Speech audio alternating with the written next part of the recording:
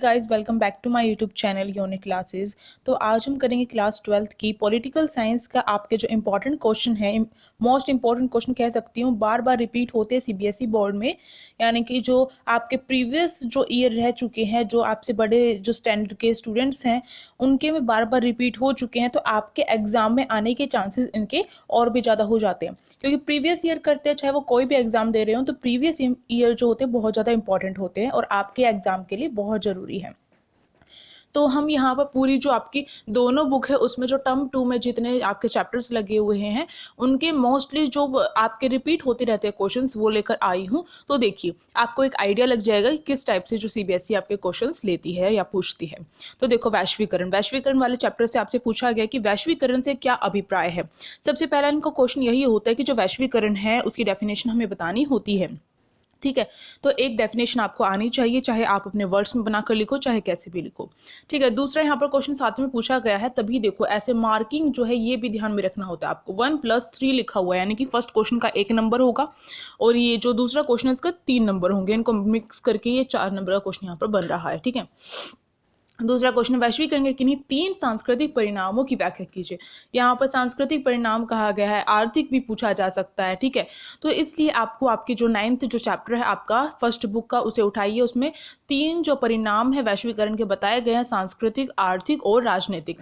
तीनों परिणाम आपको अच्छे से आने चाहिए। यहाँ पर सांस्कृतिक पूछा गया है, तो इस तरीके से ऐसा नहीं है कि केवल ये करके छोड़ देना, तीनों परिणाम आपको अच्छे से करने हैं।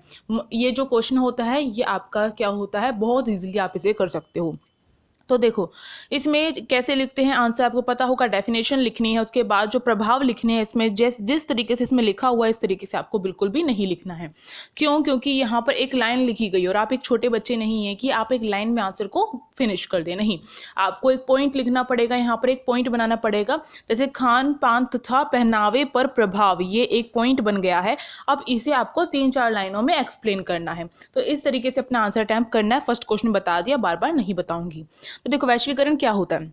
विश्व के जितने भी भाग हैं या फिर विश्व में जितने भी देश हैं, उनके अंदर क्या होना, विचारों, वस्तुओं, पूंजी हो गई या फिर लोगों का प्रवाह होता है। यानी कि अगर विचार एक देश से दूसरे देश में जा रहे हैं या फिर वस्तुएं एक देश से दूसरे देश में जा रही है, यानी कि क्या हो रहा है, वस्तुओं का, विचारों का, पूंजी का, लोगों का, यहाँ तक कि इंसानों का। आपने देखा होगा भारत में ऐसा होता है कि मोस्टली जो एजुकेटेड होते हैं वो अमेरिका में चले जाते हैं काम करने के लिए, क्योंकि वहाँ पर उन्हें तनख्वाह ज़्यादा मिलती है। तो इसलिए यहाँ पर क्या हुआ, लोगों का प्रभाव हुआ है। ठीक है, टेक्नोलॉजी का जो प्रभाव होता है, तकनीक का, किसी भी तरीके का प्रभाव जो होता है, उसी को वैश्वीकरण कहा जाता है। अब यहाँ पर सांस्कृतिक प्रभाव, यानी कि वैश्वीकरण इतना ज़्यादा फैल रहा है तो उसका कोई ना कोई संस्कृति, हमारी जो संस्कृति, हमारा जो कल्चर है, उस पर कोई ना कोई प्रभाव पड़ा होगा। पहला प्रभाव खान पान और पहनावे जो है उस पे पड़ा है। तो आपने देखा होगा कि आप ज़्यादातर जो क्या करते हैं, वेस्टर्न जो कल्चर उसे फॉलो करने की कोशिश करते हैं।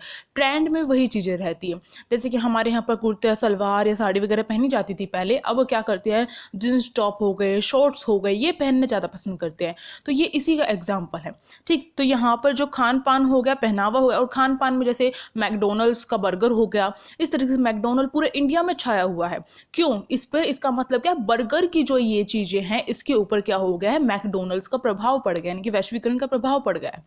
ठीक, तो ये प्रभाव हो गया।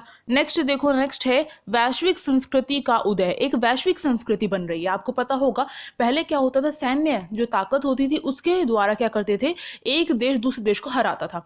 अब यहाँ पर क्या हो रहा है, संस्कृति के द्वारा, यानी कि अमेरिका में जो विचार चल रहे हैं वही विचार हमारे इंडिया वाला फॉलो कर रहे हैं। तो इसका मतलब क्या है, वो किसके चंगुल में फंसा हुआ है इंडिया वाला, वो फंसे हुए हैं अमेरिका वालों के चंगुल में। तो इस तरीके से आप समझ सकते हैं। तो यहाँ पर क्या होगा, वैश्विक जो संस्कृति है उसका एक उदय होते हुए जा रहा है। ठीक है, नेगेटिव और पॉजिटिव दोनों परिणाम हो सकते हैं इसके अंदर। अगर स्पेशली आपको कहा गया है कि नकारात्मक परिणाम बताने, तो नकारात्मक बताओगे, और वरना तो आप दोनों बता सकते हो इसके अंदर। अगला देखो, राजनीतिक और आर्थिक रूप से भी क्या है, जो संपन्न देश हैं, यानी कि जो राजनीतिक रूप से भी संपन्न है, आर्थिक रूप से भी संपन्न है, उन्हें हराना मुश्किल है। तो उनके देशों में क्या हो रहा है, संस्कृति जो है, यानी दूसरे देशों की जो संस्कृति है, यानी कम विकसित जो देश है, उनकी संस्कृति का भी प्रभाव क्या हो रहा है, इन संपन्न देशों के ऊपर पड़ रहा है। सेम है, अगर जो संपन्न देश हैं उनकी जो संस्कृति है अगर वह विकसित या विकासशील देशों के ऊपर पड़ रही है, संस्कृति का प्रभाव तो हमारे ऊपर भी पड़ सकता है, यानी कि एक संपन्न देश के ऊपर भी पड़ सकता है। ठीक है, अगला देखो, ये क्या है, वृद्धि और जो संस्कृति है उसमें जो सुधार है एक तरीके से वो भी ला रहा है, यानी कि सॉरी चयन की जो वृद्धि हो रही है यहाँ पर, चयन यानी कि चॉइस आपको इतनी सारी मिल रही है। पहले क्या होता था, पहले एक ही टेलीफोन कंपनी होती थी, वही टेलीफोन लेना पड़ता था चाहे कुछ हो, और आजकल इतने ज़्यादा स्मार्टफोन्स आ गए हैं, आप चूज़ करते हैं कि इसमें बेस्ट क्वालिटी क्या चीज़ है, आप उनके पॉइंट्स रेटिंग वगैरह चेक करते हैं। इसी तरीके से कपड़े लेने जाते हैं तो आपको समझ में नहीं आती हैं एक ही जैसे कपड़ों की इतने सारी वैरायटीज़ होती हैं, या खाना खाने जाएँ तभी भी ऐसा ही होता है। तो यहाँ पर जो है चैन में वृद्धि हुई है, इससे क्या हुआ है, जो उपभोक्ता है यानी कि कंज्यूमर है उसे क्या हो रहा है, यहाँ पर प्रॉफिट हो रहा है, यानी कि हम सबको प्रॉफिट हो रहा है, हम अपनी मर्जी से कमियों को देखते हुए निकाल सकते हैं। अगर इसी पॉइंट को नकारात्मक लेकर चलूँ तो कैसे होगा, इतने ज़्यादा हमारे पास चॉइस हो गई है, अब हम क्या करते हैं, अब हमारा दिमाग घूम जाता है मार्केट में जाके हम क्या खरीदे क्या ना खरीदे, इस तरीके से। ठीक है, अगला देखो, दुनिया के जो देश है उनके ऊपर क्या हो रहा है, संस्कृति का खतरा छाया हुआ है, यानी कि अब संस्कृति क्या हो रही है, एक देश जो है दूसरे देश को संस्कृति के तौर पर क्या कर रहा है, कंट्रोल में कर रहा है, और इस तरीके से संस्कृति का खतरा बढ़ता जा रहा है। तो ये अपना क्वेश्चन यहाँ पर कंप्लीट होता है। आई थिंक इतना एक्सप्लेन करना काफ़ी रहेगा आप सभी के लिए। अगला क्वेश्चन देखो, नेक्स्ट क्वेश्चन आप सभी के सामने यहाँ पर है, पूछा गया है, भारत में मोस्ट इंपॉर्टेंट क्वेश्चन है सीबीएसई का, भारत में 1967 तक कांग्रेस पार्टी के प्रभुत्व के लिए उत्तरदायी किन्हीं 4 कारकों का वर्णन कीजिए। यानी कोई 4 कारक बताने हैं जिसकी वजह से क्या हुआ था, 1967 तक कांग्रेस पार्टी का प्रभुत्व रहा था, लगातार कांग्रेस पार्टी चुनाव में जीतती हुई आ रही थी। ऐसे 4 कारण बताने हैं कि ऐसा क्यों हो रहा था। सबसे पहला कारण देखो, 4 पॉइंट बताने हैं और हर एक पॉइंट का 1 नंबर होगा। सबसे पहला पॉइंट है कि जो स्वाधीनता संग्राम है उसमें क्या था, इस पार्टी का बहुत ज़्यादा रोल रहा था। ठीक है, एक तरीके से स्वाधीनता संग्राम की विरासत ये पार्टी रही है, क्योंकि उस टाइम पर जो राष्ट्रीय आंदोलन वगैरह थे उसमें क्या देखा गया था, आज़ादी के लिए जो भी आंदोलन वगैरह किए जा रहे थे उसमें बहुत सारे जो नेता थे वो इसी पार्टी से, कांग्रेस पार्टी से, और वही जो नेता है आगे चलकर क्या हुए, उम्मीदवार के तौर पर खड़े हुए और चुनाव जीता, क्योंकि अब क्या है, लोगों को दिखाई दिया आंदोलन में ये नेता खड़े थे, तो ये क्या है, उनकी तरफ उनकी एक जो फीलिंग होती है वो थोड़ी अलग सी हो गई थी। ठीक है, तो इसलिए ऐसा हुआ था, तो सबसे ज़्यादा फायदा इस वजह से हुआ। दूसरा, जो ये कांग्रेस पार्टी थी एक सुसंगठित पार्टी थी, इस तरीके से आपको पॉइंट्स बनाने हैं। तो सुसंगठित पार्टी का मतलब क्या है यहाँ पर, कि जितने बाकी जो दल थे, इसके अपोजिट जो दल थे पार्टी के, कांग्रेस पार्टी के अपोजिशन में जो दल थे, वो जो चीज़ सोचते थे कि हाँ हमें ये रणनीति अपनानी चाहिए, उससे पहले कांग्रेस पार्टी उस पर क्या कर देती थी, अभियान भी शुरू कर देती थी, यानी कि वर्क करना शुरू कर देती थी, यानी कि इतनी ज़्यादा एडवांस चलती थी ये पार्टी। तो आप सोच सकते हैं कि ये एक सुसंगठित पार्टी थी। ठीक है, आगे देखो, कारण इसका एक और, यहाँ पे बहुत सारे रीज़न बताए गए हैं, 6 में आए तो 6 में लिख सकते हो आप। ठीक है, अगला जो रीज़न बताया गया है यहाँ पर बताया गया है कि जो कांग्रेस है एक अव्वल और एक जो इकलौती जो पार्टी है वो रही है, और उसका फ़ायदा उसे मिला भी है, क्योंकि जब 1947 से पहले भारत में कांग्रेस पार्टी तो थी, उसके अपोजिशन में कोई पार्टी नहीं थी, तो इकलौती पार्टी थी, उसे सबका प्यार मिला, और इसके साथ साथ राष्ट्रीय आंदोलन में एक पार्टी थी तो वही शामिल हुई, मुस्लिम लीग थी वो तो पाकिस्तान के साइड चली गई, तो इसलिए इसे अव्वल और इकलौता जो दर्जा है उसकी वजह से भी इसे बहुत ज़्यादा फायदा हुआ। इसके अपोजिशन में कोई पार्टी नहीं थी, विपक्ष में कोई पार्टी नहीं थी, विपक्ष में कोई पार्टी नहीं होगी तो क्या होगा, कोई इसका क्या करेगा, आलोचना नहीं कर सकता है। ठीक है, कोई इससे अच्छा काम करके नहीं दिखा सकता, यानी कि अब जो भी जैसा भी काम करेगी, और ये इसने अच्छा काम किया इस वजह से बनती गई, तो कुछ रीजन ये भी रही है। ठीक है, आगे देखो, अगला जो रीजन है वो उसमें क्या है, ये चारों तरफ देश में फैल गई थी, चहू नहीं आएगा यहाँ पर, चारों आएगा, चारों तरफ जो देश है उसमें फैल गई थी,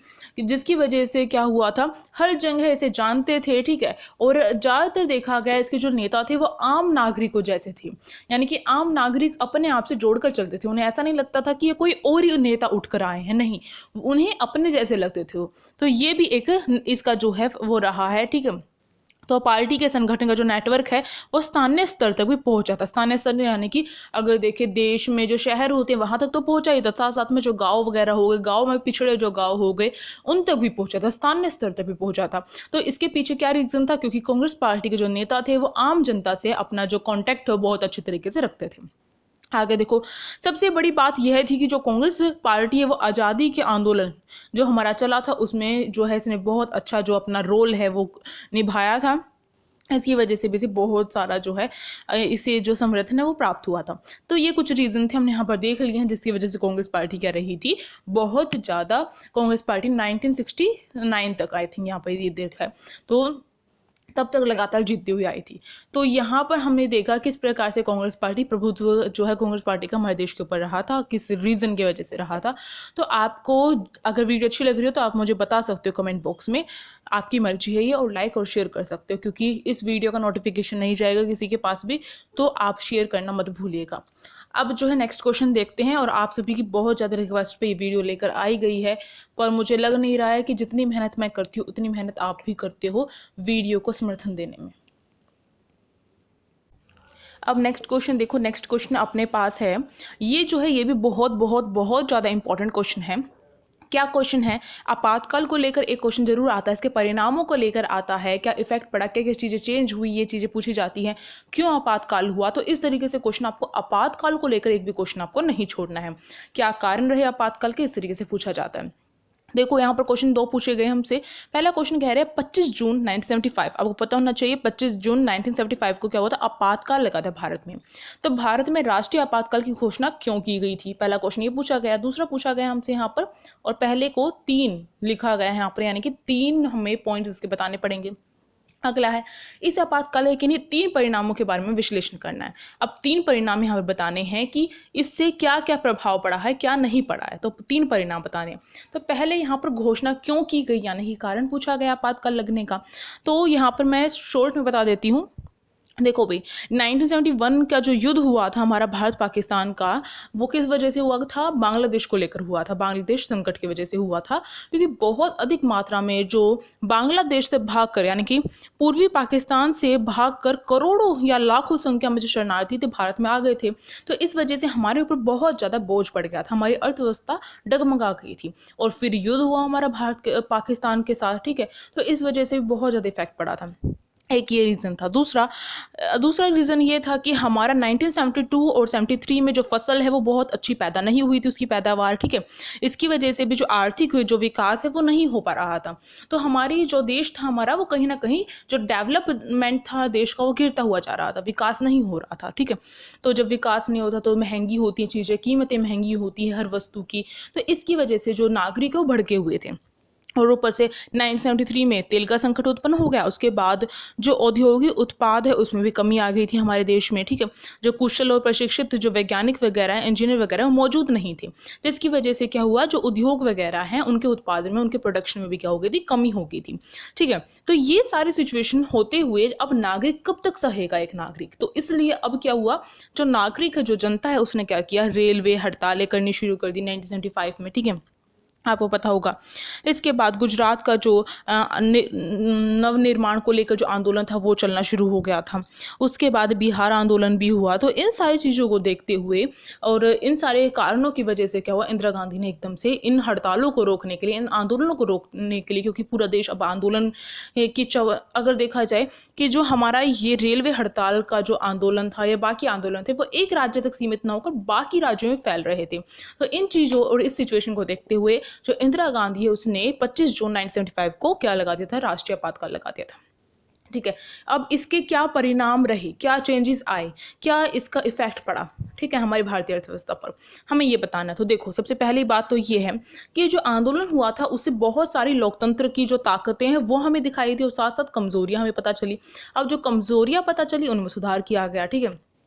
तो एक बात तो ये स्पष्ट हो गई, ये पता चल गया कि जो लोकतंत्र है भारत से, आपातकाल लगने की वजह से जो लोकतंत्र था उसमें बहुत बदलाव आ गया था, पर ये बदलाव ज़्यादा दिनों तक नहीं टिक पाया, यानी कि कुछ टाइम के बाद दोबारा से हमारे भारत में जो लोकतंत्र है वो दोबारा से आया। तो इसका मतलब क्या है, भारत से लोकतंत्र को विदा करना क्या है, बहुत ज़्यादा कठिन है। पहली बात तो ये हुई, हमारा भारत देश जो है लोकतंत्रात्मक और बहुत मजबूत तरीके से जो है लोकतंत्र हमारे भारत देश में जो है रमा हुआ है, ठीक है। दूसरी बात यहाँ पर जो है आपातकाल से हमारे जो दूसरी बात पता चली है वो ये पता चली है कि हमारे जो एक तरीके से देखा जाए जो आपातकाल के जो प्रावधान है आपको पता होगा जो आर्टिकल्स वगैरह है जिसमें आपातकाल को लेकर लिखा गया है, ठीक है, वित्तीय आपातकाल वगैरह हो गया, राष्ट्रीय आपातकाल हो गया, तो इनको लेकर जो लिखा गया है तो उसमें जो है बदलाव करने के बारे में जो चीज़ है वो आई। क्योंकि आपको पता होगा जब इंदिरा गांधी ने बस टेलीफोन पर क्या कह दिया था कि राष्ट्रीय आपातकाल लागू हो गया है, यानी कि रिटर्न में कुछ नहीं था, तो जो अंदरूनी जो समस्याएं हैं आपातकाल को लेकर,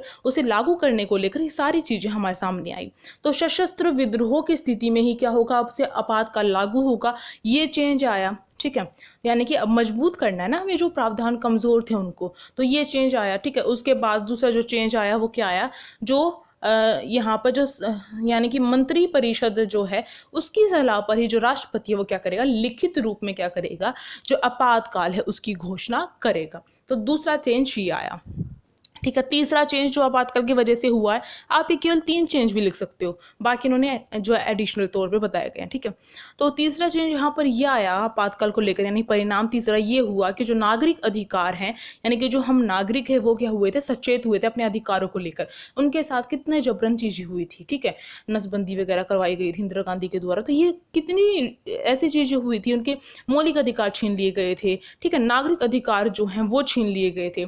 तो अब जो है नागरिकों को अपने अधिकारों के बारे में जो है एक तरीके से वो सचेत हुए और उसको लेकर उन्होंने बहुत सारे कदम भी उठाए। एक सबसे बड़ा कदम ये रहा था कि नेक्स्ट टाइम जो इंदिरा गांधी की सरकार नहीं आई, ठीक है, तो ये रहा। और देखो अगला जो इसका परिणाम इन्होंने बताया है, आपका अगला परिणाम बताया है कि जो पुलिस और प्रशासन है वो भी देखा गया कि वो जो है ठीक से अपना काम नहीं कर पाया आपातकाल के दौरान, यानी कि सारी जो इनकी जो सुविधाएं थी वो बंद कर दी गई। और अब जो है यानी कि यहाँ तक कि मौलिक अधिकार छीन लेने के बाद भी जो नागरिक है वो क्या है, कोर्ट के पास नहीं जा सकता आपातकाल की स्थिति में, ऐसा कर दिया गया था इंदिरा गांधी के द्वारा। तो बहुत सारी जो गैर जो जरूरी चीज़ें वो भी की गई थी। तो ये जो भी समस्याएं उत्पन्न हुई वो नेक्स्ट टाइम ना हो, ये ख्याल रखने के लिए बहुत सारे बदलाव हुए। तो पुलिस और प्रशासन अपना ठीक तौर से काम नहीं कर पा रहा था आपातकाल के दौरान, तो इसको लेकर के इस कमी को दूर किया गया कि नेक्स्ट टाइम ऐसा नहीं होना चाहिए। शाह कमीशन ने भी दिखाया, जो शाह कमीशन जो आपातकाल के परिणामों को लेकर बनाया गया था, उसने अपनी रिपोर्ट में जारी किया कि जो पुलिस और प्रशासन है वो राजनीतिक दबाव की चपेट में आ गए थे, यानी कि इंदिरा गांधी की चपेट में आ गए थे। यहाँ पर इनडायरेक्टली मतलब ये है, पर आप ऐसे लिख नहीं सकते हो, ठीक है। नेक्स्ट जो इसका परिणाम क्या रहा, एक परिणाम ये हो गया ना कि पुलिस और प्रशासन सही तौर पर काम नहीं कर पाए। अगला परिणाम क्या रहा इसका, अगला परिणाम ये रहा कि 1977 का जो चुनाव हुआ उसमें क्या हुआ था, अब जनमत संग्रह के द्वारा क्या हुआ, जो इंदिरा गांधी की सरकार है उसे हटा दिया गया और जो दूसरी सरकार हुई वो बची। और इसका जो नारा था वो क्या रहा था, विपक्ष जीता था। तो विपक्ष का क्या नारा रहा था, लोकतंत्र बचाओ, ठीक है। तो ये सबसे बड़ा इसमें परिणाम रहा था। तो बहुत सारे परिणाम हमने देख लिए हैं। नेक्स्ट क्वेश्चन देखेंगे अब हम अपना, और ये नेक्स्ट क्वेश्चन बहुत रिपीट हुआ है, मैंने यहाँ पर लिखा भी है रिपीट। 1971 के लोकसभा के चुनावों में इंदिरा गांधी को भारी बहुमत मिलने के लिए उत्तरदायी किन्हीं 3 कारकों का मूल्यांकन कीजिए। 1971 के जो लोकसभा चुनाव हुए थे, तो आपको कुछ याद है, 1971 में हमारा भारत और पाकिस्तान के साथ युद्ध भी हुआ था और उसमें क्या है, भारत जीता था। एक इफेक्ट ये भी पड़ा था इसके ऊपर, ठीक है। और भी देखते हैं अभी हम। तो 1969 में जो राष्ट्रपति चुनाव है उसको लेकर क्या हुआ था, उसको लेकर इंदिरा गांधी की जो पार्टी है उसे बहुमत मिला, यहाँ पर ही कहा गया है। तो 1969 में जो राष्ट्रपति चुनाव है उसको लेकर सिंडिकेट और इंदिरा गांधी सरकार के बीच में बहुत ज़्यादा मतभेद हो गया था। तो जो इंदिरा गांधी है उसने वी गिरी को राष्ट्रपति बनाने के बारे में सोच लिया। अब जो है जो सिंडिकेट हैं वो क्या थे, वो भी राष्ट्रपति पद के लिए क्या हो गए थे, अलग से खड़े हो गए थे, ठीक है। तो यानी कि अब इंदिरा गांधी की पार्टी के अंदर से ही क्या हो गए थे, अब 2 जो थे वो खड़े हो गए हैं, वी गिरी और सिंडिकेट, ठीक है। तो जो श्री ये संजीव रेड्डी हैं उन्हें क्या हो गई थी, हार प्राप्त हो गई थी। कांग्रेस सिंडिकेट को भारी धक्का लगा था और कांग्रेस का बंटवारा हो गया था। तो पहला यहाँ पर जो एक तरीके से इसका कहा जा सकता है परिणाम भी रहा है 1971 में जो ये चुनाव हुए हैं हमारे लोकसभा के, तो उसमें जो है कांग्रेस पार्टी क्यों जीती, क्योंकि कांग्रेस पार्टी अब टूट गई थी। अब जो इसमें क्या था कि 1969 में जो राष्ट्रपति चुनाव हुए थे उसमें जो कांग्रेस पार्टी थी उसका बंटवारा हो गया था। एक रीज़न ये भी रहा था इसके पीछे कि 1971 में लोकसभा चुनावों में इंदिरा गांधी वाली जो पार्टी है कांग्रेस की वो जीती, ठीक है। आगे आगे देखो, इंदिरा गांधी की सरकार, इसका मतलब क्या है, नई कांग्रेस ने श्रीमती इंदिरा गांधी के नेतृत्व में पूंजीवाद, जो राजा थे, उनके जो प्रीवी प्रेस और उनके जो विशेष अधिकार है और जनता को ये विश्वास दिलाया कि जो गरीबी है वो क्या हो जाएगी, दूर हो जाएगी। यानी कि इतने अच्छे अच्छे काम करने के बारे में, और किए भी साथ साथ में, ठीक है, इंदिरा गांधी ने ऐसे काम किए भी और अपने जो लिस्ट जारी करते उसमें सारी चीज़ें बताई। जिसकी वजह से क्या हुआ, और नई कांग्रेस जो थी उन्होंने सिंडिकेट को दकियानूसी और पूंजीवादी विचारधारा का समर्थक बताया, ठीक है, यानी कि इसने इंदिरा गांधी ने बताया। इसके साथ साथ बैंकों का राष्ट्रीयकरण भी करवाया इंदिरा गांधी ने। तो इतनी सारी अच्छी चीज़ें की जिसकी वजह से इंदिरा गांधी को 1971 के चुनावों में इतनी सारी सीटें प्राप्त हो गई थी लोकसभा में, जिसकी वजह से वो जीत गई थी, ठीक है।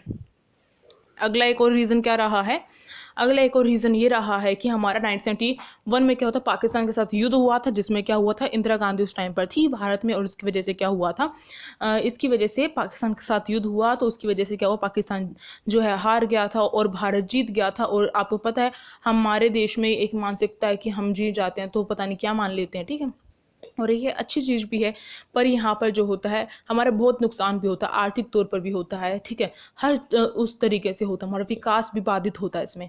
तो यहाँ पर जो है इस वजह से जो पार्टी को समर्थन प्राप्त हुआ जनता के द्वारा, तो इसकी वजह से भी जीते, क्योंकि जनता का समर्थन बहुत ज़्यादा इंपॉर्टेंट होता है। तो ये हमने इसके कारण देखे। अब नेक्स्ट क्वेश्चन पे चलते हैं। नेक्स्ट क्वेश्चन देखो, नेक्स्ट क्वेश्चन है 1971 में जो कांग्रेस पार्टी है उसका जो पुनरुत्थान हुआ था, तो वो उसके लिए कुछ क्या उत्तरदायी कारक रहे हैं, क्यों जो कांग्रेस पार्टी 1971 में जीत गई थी। तो फिर से वही उस टाइप से ही रिपीट हुआ है क्वेश्चन, पर इसमें आपको पॉइंट्स कुछ अलग मिलेंगे, इसलिए मैंने यहाँ पर इंक्लूड कर दिया है। पहला जो रहा था, अभी ऊपर वाला जो क्वेश्चन देखा उसी से रिलेटेड है एक तरीके से। तो पहला जो रहा है वो रहा था कि कांग्रेस पार्टी का अपना एक अलग एजेंडा था, कार्यक्रम था, ठीक है, गरीबी बचाओ ये नारा था ना, तो ये एक अलग एजेंडा था लोगों से, सीधे जो दिल पर वार करने वाली बात हो जाती है, क्योंकि लोग हमारे देश में गरीब बहुत ज़्यादा हैं, तो इसलिए गरीबी जो है हटाओ जो नारा है बहुत ज़्यादा जो यहाँ पर कहा जा सकता है छा गया था। तो एजेंडा और कार्यक्रम रहा था। और इसके विपरीत जो ग्रेट अलायंस रहे हैं, यानी कि जो विपक्षी दल मिलकर उन्होंने अपनी एक अलग पार्टी बना ली थी, उनके पास कुछ ऐसा जो है कार्यक्रम नहीं था, ठीक है। अगला देखो, विपक्षी जो गठबंधन है उनका नारा था इंदिरा हटाओ, तो ये कुछ नहीं है, इंदिरा तो हट जाएगी अगर वो आएंगे तो, ठीक है, सिंपल सी बात है। तो इंदिरा हटाओ से हमारा लोकतंत्र तो नहीं चलने वाला है, तो ये नारा तो यूजफुल नहीं था, ठीक है, बिल्कुल भी। पर जो यहाँ पर जो कांग्रेस पार्टी थी उसने बिल्कुल सकारात्मक जो कार्यक्रम है, अपना नारा जो है वो दिया था, उसका नाम था गरीबी हटाओ, ठीक। आगे देखो, इंदिरा गांधी ने सार्वजनिक क्षेत्र की जो समृद्धि हो गई और इसके साथ साथ गाँव के लिए जो भू स्वामित्व, शहरी संपदा वगैरह है, परिसीमन प्रीवी जो प्रेस वगैरह है, इन्हें समाप्त कर दिया था, ठीक है। इनको समाप्त करने का जो अभियान है, चुनाव में ये अभियान जो है जारी किया था कि अगर वो आ जाएगी तो इन सबको समाप्त कर देगी। आगे देखो, इंदिरा गांधी ने जो भूमिहीन किसान हैं, दलित हैं, आदिवासी हैं, अल्पसंख्यक हैं, बेरोजगार हैं, नौजवान हैं, उन सबके लिए क्या किया था, समर्थन का जो आधार है वो जो है तैयार किया था। तो इन सबको, यानी कि इंदिरा गांधी ने हर एक दल को, हर एक जो जनता, मतलब जनता हो, जो हमारी जनता है भारत की, उसमें भी जो डाइवर्सिटी है, जो विविधता है, उसे देखा था और हर किसी के लिए कुछ ना कुछ ऐसा स्कीम जो है निकाली थी जिसको देखते हुए जो लोग हैं इंदिरा गांधी को वोट देंगे। इसकी वजह से क्या हुआ था, जो 1971 में उसमें क्या होता, कांग्रेस पार्टी का पुनरुत्थान हुआ था, ठीक है। समझ गए आप यहाँ पर मेरी ये बात। तो इसके साथ ही वाला क्वेश्चन कंप्लीट होता है हमारा, ठीक है। नेक्स्ट क्वेश्चन, और ये हमारा लास्ट क्वेश्चन है, बहुत ज़्यादा फेवरेट है सीबीएसई का। ये क्वेश्चन है हमारा, इंदिरा गांधी के नेतृत्व के दौरान संसद और न्यायपालिका में आपसी विवाद के प्रमुख मुद्दे क्या थे। तो इंदिरा गांधी और जो हमारी संसद है, यानी कि इंदिरा गांधी संसद की तरफ से रही, और न्यायपालिका जो है, इनके बीच में जो विवाद होता था, जो झगड़े होते थे, जो संघर्ष होता था, वो क्यों होता था, तो क्या रोल रहा है इसमें इंदिरा गांधी का। तो 3 चीज़ों पर जो है हमेशा जो है न्यायपालिका और संसद के बीच में क्या हुआ है, मतभेद हुआ है, वो है 3 चीज़ें। पहला है, क्या संसद मौलिक अधिकारों में कटौती कर सकती है, ये क्वेश्चन रहता था कि क्या संसद कुछ ऐसा कानून बना सकती है कि जिसकी वजह से क्या हो, मौलिक अधिकार, हमारे जो फंडामेंटल राइट्स है, उनमें कटौती हो सके, ठीक है। इस विषय पे सर्वोच्च न्यायालय का कहना था कि संसद ऐसा कुछ भी नहीं कर सकती है। अब ये बिल्कुल अपोजिट जो है इसका जो एक तरीके से आंसर देगी अगर न्यायपालिका, तो इसको लेकर मतभेद तो होगा ही संसद और उसके बीच में, ठीक है। दूसरा जो रहा है क्वेश्चन, वो रहा है कि संसद संवैधानिक संशोधन द्वारा संपत्ति के अधिकार में फेरबदल कर सकती है। तो ये क्वेश्चन रहा है, ये भी हमारा उसी से रिलेटेड है। तो न्यायपालिका का इसमें कहना है कि सरकार एवं संसद ऐसा कुछ भी नहीं कर सकती है। यानी कि ये 3 ऐसे विषय रहे हैं जिसमें क्या है, संसद और न्यायपालिका बिल्कुल एक दूसरे के विरुद्ध रही हैं। तीसरा जो विषय है वो हमारा ये रहा था कि क्या संसद नीति निर्देशक जो सिद्धांत है उनको प्रभावकारी बनाने के लिए मौलिक अधिकारों में कमी कर सकती है। अब ये नीति निर्देशक जो सिद्धांत हैं उन्हें ज़्यादा करने के लिए मौलिक अधिकारों को कम कर दें, ऐसा तो इम्पॉसिबल है ना। तो इसलिए सर्वोच्च न्यायालय ने इसको निरस्त कर दिया, बिल्कुल ही, ठीक है, बिल्कुल ही मना कर दिया। ऐसा तो नहीं हो सकता ना, मौलिक अधिकार तो हमारी नीड है, बेसिक नीड है, ठीक है। तो इन 3 चीज़ों में बिल्कुल अलग रही थी, तो इसको लेकर भी मतभेद रहता था संसद और न्यायपालिका के बीच में। अब भाई श्रीमती इंदिरा गांधी जो है उन्होंने क्या किया, उन्होंने किया कि जो न्यायपालिका के लिए जो न्यायाधीश है उनकी नियुक्ति किस प्रकार से होती थी, वरिष्ठता को देखकर होती थी। पर यहाँ पर श्रीमती इंदिरा गांधी ने वरिष्ठता को क्या कर दिया, इग्नोर कर दिया बिल्कुल, और सरकार के प्रति जो भी वफादार था उसको ही क्या कर दिया, उसका प्रमोशन कर दिया। अब ये तो गलत है ना, जो रूल चला आ रहा है वही रूल तो अपनाएंगे। अपना श्रीमती इंदिरा गांधी केवल अकेली जो रूल है वो चेंज कर रही है, ये तो सही नहीं है, ठीक है। तो इसके उदाहरण जो अगर देखें तो पहला उदाहरण तो ये है कि जो ए एंड रॉय हैं उन्हें क्या किया गया था, वरिष्ठता की अनदेखी करते हुए इन्हें क्या है, इन्हें जो सर्वोच्च न्यायालय का मुख्य न्यायाधीश बना दिया गया था, ठीक है, इंदिरा गांधी के द्वारा। दूसरी बार दोबारा से ऐसी चीज़ की उसने, दोबारा से इंदिरा गांधी ने क्या किया, 1977 में इंदिरा गांधी ने HR खन्ना जो है उनकी वरिष्ठता की अनदेखी करते हुए MH बेग जो है उन्हें सर्वोच्च न्यायालय का क्या कर दिया था, मुख्य न्यायाधीश बना दिया था। अब ये सारी चीज़ें देखते हुए न्यायपालिका चुप तो नहीं रहने वाली है, तो इलाहाबाद उच्च जो न्यायालय है उसने इंदिरा गांधी को क्या कर दिया, उसके निर्वाचन को, यानी कि जो उसने यहाँ पर निर्वाचन किया है न्यायाधीश का, उसको अवैध घोषित कर दिया कि ये ठीक प्रकार से नहीं हुआ है, ठीक है। ये तो वही काम हो गया कि अपने जो भी फेवरेट हैं उन्हें आगे कर दो और जो इसके लायक हैं उन्हें हटा दो, तो ऐसी चीज़ तो नहीं हो सकती है। तो इसलिए इलाहाबाद उच्च न्यायालय जो है उसने इंदिरा गांधी का जो निर्वाचन जो किया था उसने उसे अवैध घोषित कर दिया। इसके साथ साथ श्रीमती इंदिरा गांधी को 6 वर्ष की क्या दी थी, सजा भी दी थी। क्या सजा दी थी कि वो संसद की सदस्यता नहीं कर सकती है, पर इसमें थोड़ी सी रियायत दी, थोड़ी सी छूट दी कि इंदिरा गांधी अपील कर सकती हैं, एक अपील का मौका दिया उन्हें, ठीक है। इसके बाद क्या हुआ था, इसके बाद इंदिरा गांधी को प्रधानमंत्री का कार्यकाल पूरा करने के लिए अनुमति दे दी थी। अब अनुमति दे दी, आप सोचेंगे उन्हें तो कुछ सजा नहीं मिली। अनुमति देने का मतलब केवल यहाँ पर यह था कि इंदिरा गांधी एक प्रधानमंत्री के तौर पर कार्य कर सकती है, पर ना तो वो संसद में भाषण दे सकती है, ठीक है, पहला ये लगा दिया। दूसरा, ना ही वो कोई मतदान कर सकती हैं, ठीक है, नागरिक के तौर पर भी हट गई वो। तीसरा, ना ही उन्हें वेतन प्राप्त होगा। अब ना तो वो भाषण दे सकती है, ना ही उन्हें मतदान देने का अधिकार, ना ही वो वेतन सैलरी भी प्राप्त नहीं करी, तो काम क्यों करेगी वो।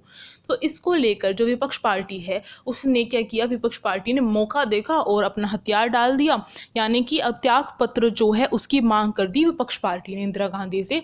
तो इसी चीज़ को देखते हुए इंदिरा गांधी ने क्या कर दिया था, 25 जून 1975 को आपातकाल की घोषणा कर दी थी। एक ये रीज़न भी रहा था कि इंदिरा गांधी को हटाया जा रहा था, तो इसी चीज़ को देखते हुए इंदिरा गांधी ने 25 जून 1975 में आपातकाल की घोषणा कर दी थी।